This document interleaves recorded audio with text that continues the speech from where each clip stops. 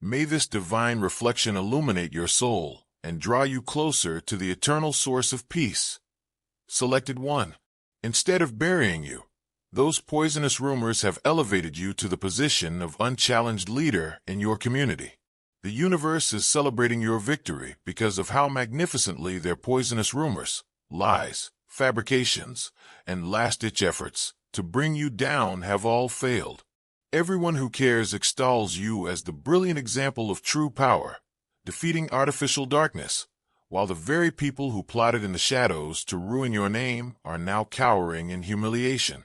This is your inauguration as the unquenchable light, not just your tale of survival. However, we are overly optimistic.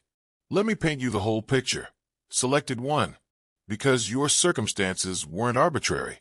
This was no accident. Unbeknownst to you, you were always going to be the queen who sweeps over the board in the last, crucial move of the most intricate chess game you've ever seen, set up by the cosmos. Something changed in your energy a few months ago. Others undoubtedly felt it, but you might not have. You started spreading your true light in ways that deeply unsettled certain individuals. They were attracted to you like moths to flame, but not the true souls.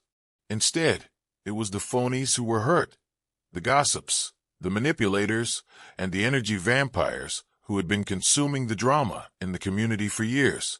You were hazardous because your very presence started to reveal their painstakingly crafted masks. The self-preservation drive of toxic people is almost supernatural. They have the ability to detect real light from a great distance, and they know deep down that real authenticity is the death blow to their manufactured life. Therefore, these toxic people felt that their carefully planned social environment was in danger when your energy started to grow and others started to gravitate toward your genuineness in ways they had never experienced before. The initial thread of this complex network started with observation. They saw you, examined you, and made notes about your relationships, friendships, and weaknesses. Like spiritual spies getting ready for battle, they were assembling intelligence and creating a psychological profile. They were both inspired and frustrated by what they found. You really were good. No skeletons to drag from closets, no dirt to dig up, and no easily accessible ammunition for character assassination were present. They made the decision to produce the ammo they were unable to locate. They would just make it up if you weren't giving them anything to use against you. The first domino in a series of events that would ultimately crush them beneath its weight was this choice. This instance in which they put fabrication ahead of the truth. Their recruitment approach gave rise to the second strand. As you can see, evil rarely works in isolation. Instead, it looks for collaborators, co-conspirators, and other people who share its gloom. They assembled their tribe one by one. The insecure friend who felt undercut by your confidence, the resentful co-worker who despised your success, and the envious acquaintance who couldn't stand your sincere relationships. They believed they were constructing an army. In reality, they produced a house of cards that would topple at the first swift gust of truth. Possibly the most pernicious was the third strand. They started researching your neighborhood to see who might be vulnerable to their poison. The social dynamics, affiliations, and loyalties were mapped out, including who was related to whom, who trusted whom, and who may believe rumors if they were presented in the correct light. They were social engineers who thought they had figured out the ideal explosion radius and were getting ready to set off a reputation bomb. The fourth unfolding, the one they didn't anticipate, enters at this point. The universe was deploying forces of light they couldn't even see while they plotted in the dark. Divine protection operates quietly and deliberately, putting the right people in the right locations at the right times, without making a big show of it. Though none of them realized it yet, everyone who would eventually stand up for you was being moved like pieces on a cosmic chessboard. Even your $10 can answer amen to a child's prayer. Remember Jesus' compassion for the little ones. The attack started one day, as is always the case. Evil rarely makes a grand entrance. Instead, it creeps in through commonplace incidents and dialogue. The initial whisper, "I'm really worried about your name," was well constructed to sound worried, and it was followed by a made-up tale meant to sow suspicion. People were compelled to listen because of the tone, which was the ideal combination of reluctance and justified concern. However, the first error in judgment was quickly apparent. The person they selected as the first target of rumor, let's call them the first offender, possessed discernment, which these toxic people were unable to explain. Rather than accepting the story and disseminating the poison, the first offender sensed something was wrong.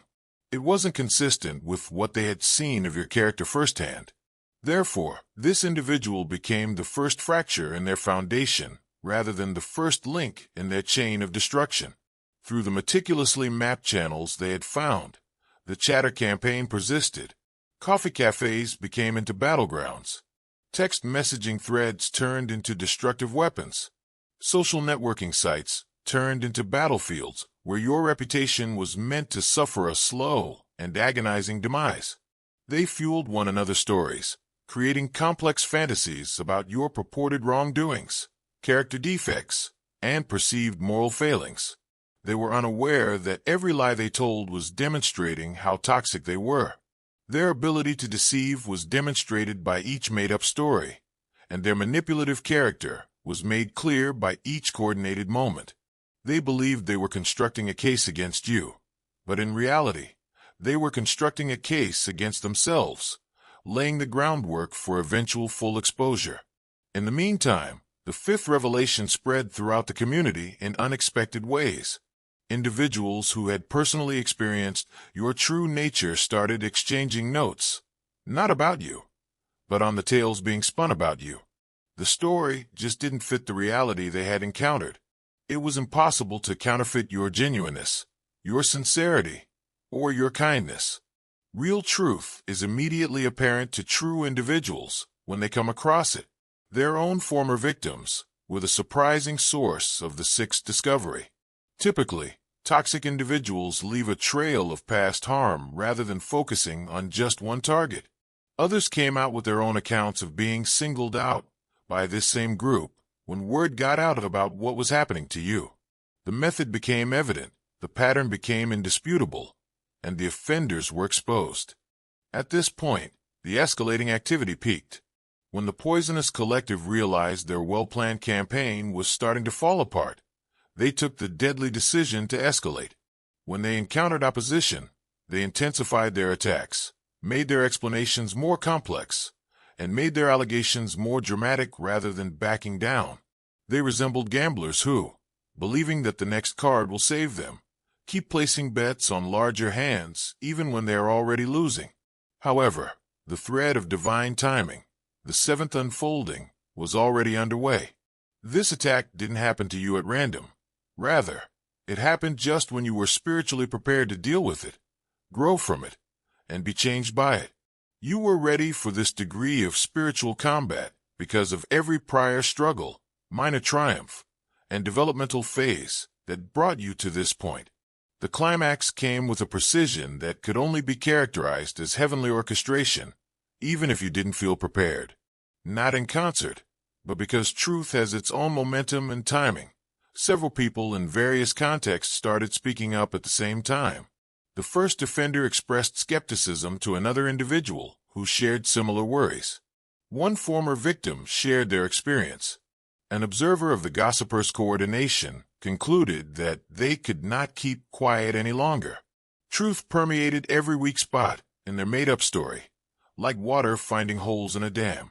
Multiple witnesses to reality put too much strain on the meticulously crafted lies. Like antibodies fighting a virus, the social ecosystem they believed they controlled started to reject them. The populace woke up and began to think for itself. This awakening was sparked by their attack on you. People who had been afraid of these poisonous people suddenly found the strength to confront them, and strained relationships started to mend. Giving $100 is not just money. It is a lamp, a prayer, a new beginning for a soul in darkness. Your personal metamorphosis was the eighth unfolding. Their planned seclusion turned into an introspective adventure that let you discover your own strength. Their planned rejection made it clear who really belonged in your life. Their attempt at character assassination resulted in the highest level of character affirmation. Each arrow they fired at you turned into a mirror, reflecting your brightness and reflecting their own darkness. The ninth strand, the total reversal of fortune, became apparent when reality came to light. The poisonous people who tried to ruin your reputation ended up ruining their own. The very community they believed they controlled rejected those who attempted to alienate you. It came out that the gossips who tried to turn others against you had turned everyone against themselves. However, the 10th revelation, your elevation, was arguably the most exquisite. After being momentarily perplexed by falsehoods, the community started to celebrate the authenticity of who you are. The attention that was meant to ruin you turned into a spotlight that brought out your true self. The spotlight gave you a stage on which to inspire others by being who you truly are. People started to view you as a leader and an example of upholding moral principles in the face of criticism, rather than merely defending you. All of the earlier threads of perfect justice were connected by the 11th thread.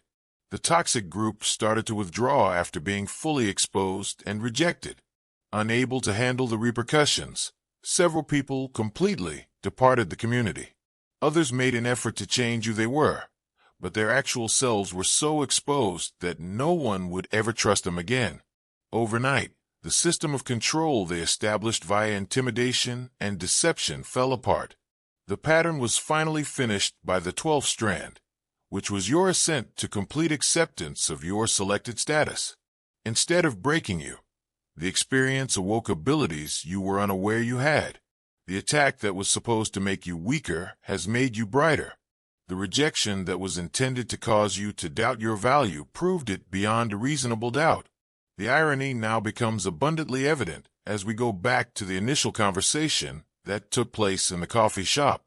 The two people who believed they were planning your demise were actually unintentional contributors to your success. The hushed exchange that was supposed to be the catalyst for your downfall ended up being the first note of your victory. Evil overplayed its hand so spectacularly that it guaranteed its own defeat, as the abandoned coffee cup on that table attests to. Now, the people around you are not only providing support, but also dedication that you have earned by seeing your character put to the greatest test. The entire landscape is now illuminated by the light that was intended to be destroyed, demonstrating to everyone what true power looks like when it is unabated. The spotlight that was meant to highlight your shortcomings has instead brought your beauty to the attention of a world in dire need of seeing the real you under duress. Surviving an attack or even defeating your adversaries wasn't the only goal of this entire event. It was about you realizing who you are at last. The individual who entered this experience with self-doubt has come out with an unwavering understanding of their spiritual calling. The person who once doubted their role in the world is now a living example of how unstoppable real light is. The poisonous people behind this complex plot never realized the basic law they were breaking. You cannot destroy real truth with fabricated lies, drown real light with fake darkness, or defeat a chosen one with attacks meant to unleash their power. But since the specifics are important, allow me to explain how their demise transpired. With meticulously applied cosmetics and well-practiced displays of phony concern, the person who appeared to be the ringleader had spent years establishing their reputation as the moral leader of the community. They were unaware that people had long been observing their tactics, pointing out strategic maneuvers, subtle cruelties, and the way they gathered information like a spider gathering flies. People started making connections they had never made before when their involvement in your campaign became evident. The incident from 3 years ago, the member who left for unknown reasons, and the pattern of character assassinations prior to your arrival. All of the illusions vanished as soon as the magician's trick was revealed. A $40 contribution is like the North Star guiding a lost soul at sunset. For individuals who have endured hardships and come out on the other side with wisdom that others cannot see, the Obsidian Inner Order offers a haven. We are aware that some events fall outside the realm of what most people believe is appropriate or feasible to talk about. Every week, real people with genuine faces get together live on Zoom to share their tales, without passing judgment. The experiences you've kept to yourself, the patterns you've observed that others ignore, and the intuitive wisdom you've acquired along the way can all find a place here. We comprehend, not just listen. You can listen to our recorded conversations and remind yourself that your perception is legitimate when you're having trouble understanding your experiences and feel deceived by a society that doesn't accept your truth. Become a member of the Obsidian Inner Order, where your voice is heard and your reality respected. In the description, there is a link. Another type of devastation was inflicted on the second accomplice, who carried out the majority of the actual work, disseminating rumors via text messages and social media. Their entire digital footprint, screenshots of conflicting messages, recordings of phony worries, and copies of chats that spread rumors, became evidence against them. It was as though the cosmos had been keeping careful notes, anticipating the ideal opportunity to reveal the full case file of their deceit. However, their own relatives delivered what may have been the most devastating blow of all. Their adolescent child posted about finally realizing why they had always thought something was amiss at home, while their sibling came forward with tales of manipulation that lasted a lifetime. The devastation was complete, affecting all aspects of their meticulously planned life, not just their social and professional lives. Almost immediately, there were financial repercussions, including lost consultancy engagements, banishment from professional networks, and dissolved associations. Their moral bankruptcy had an immediate and serious financial impact. In the meantime, you continued to rise in ways that were unexpected. Your strongest support system was the workplace, where the rumors originally circulated. Previously unnoticed co-workers started asking for your opinion on initiatives. After seeing your elegance and integrity, your supervisor, who had been worried about murmurs at first, became one of your strongest supporters. The religious establishment, which attempted to portray you as immoral, also had an epiphany. Although no names were given, the congregation understood the pastor's message about the perils of gossip and giving false testimony. People started whispering to you in the hallways, offering support and apologies.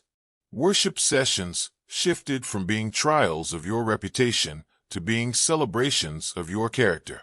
In fact, the poisonous collective's goal of straining your family bonds strengthened them. Distant relatives expressed their displeasure at the way you were handled. Family get-togethers turned into occasions to tell tales of your generosity, dependability, and sincerity. The social gatherings where the original plotting took place were completely changed. Coffee shops that had previously been conspiratorial now had conversations about your positive influence. Parties that had previously been places for recruitment now yearned for your presence. And social media groups that had previously been poison forums now brimmed with posts praising your personality. Even your closest followers were taken aback by the levels of spiritual maturity you shown in your response to this hardship. You made the decision to forgive while others demanded vengeance. You demonstrated what it means to be gracious in the face of criticism while the community came together to punish your enemies. This decision put you in a position that could not be attained by manipulation. People revered your character, not just admired it. When you give $50, it is like the seed that falls on the fertile soil in Matthew 13. Not 1/40th will return to you, but perhaps 1/100th. People's perceptions of you completely changed, turning those who had before been neutral into ardent supporters. In every meeting, your long-distance co-worker turned into your ally. The neighbor who used to merely wave started taking proactive measures to protect you. People in the community who hardly knew your name spoke of you with sincere respect and fondness. Your impact grew beyond what would have been feasible in a typical situation. People paid attention when you talked, your ideas were enthusiastically adopted, and your viewpoints were taken seriously. The poisonous people looked on in dread and despair. They anticipated that you would either back down in embarrassment, which would validate their authority, or fight back using their own strategies, which would validate their charges. They were caught off guard by your decision to do neither. They lacked a strategy for handling someone who handles insults with grace, lies with honesty, and hate with compassion. Their efforts to save their reputations grew more and more pitiful. There was too much evidence for the first manipulator to succeed in redefining themselves as a victim. After denying everything, the second accomplice began violent counterattacks, which backfired catastrophically and exposed their spiteful nature. Unable to handle the repercussions, other cohort members disappeared from the neighborhood. Some moved away, while others, ashamed, withdrew into seclusion and only came out when called upon. A few attempted to rebuild through charitable endeavors and good deeds, but genuine transformation and deliberate image restoration are two completely distinct energies, and the difference was evident to all. The most telling proof came from the community's children, who had an eerie ability to sense real truth. Children who had always been attracted to your enthusiasm became much more frank about their adoration. Your parents cited you as an example of how to gracefully handle adversity. Teachers taught integrity and perseverance through your tale, which was suitably anonymized. The repercussions were not limited to your local neighborhood. Word got out via social circles, familial ties, and professional networks. Individuals you had never met expressed their admiration and support. Opportunities for employment came as a surprise. They started sending out invitations to speak at gatherings. Your reputation took on a life of its own and went beyond regional bounds. The individual who went into this challenge doubting their own value came out with an unwavering understanding of their worth and position in the world. The person who questioned their perceptions had an unshakable confidence in their ability to distinguish between truth and deception, authenticity and manipulation. Your spiritual abilities, which had been growing gradually, suddenly became more rapid. You developed an almost magical capacity to read people's true motivations. Your ability to motivate others increased dramatically. Your comprehension of divine justice expanded beyond your wildest expectations. After being upended by deception and deceit, the group became stronger and more genuine than before.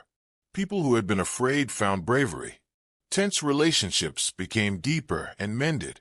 From fear and control to truth and support for one another, the social environment changed. Your spirit was fashioned into something impenetrable by the psychological warfare meant to shatter it. Each restless night turned into a meditation on your inner fortitude. Every period of forced seclusion turned into a chance to become closer to your true self. Your actual values were made clear by each attack on your reputation. They believed that by tempering you like steel and fire, they were weakening you. See how the universe planned their exposure.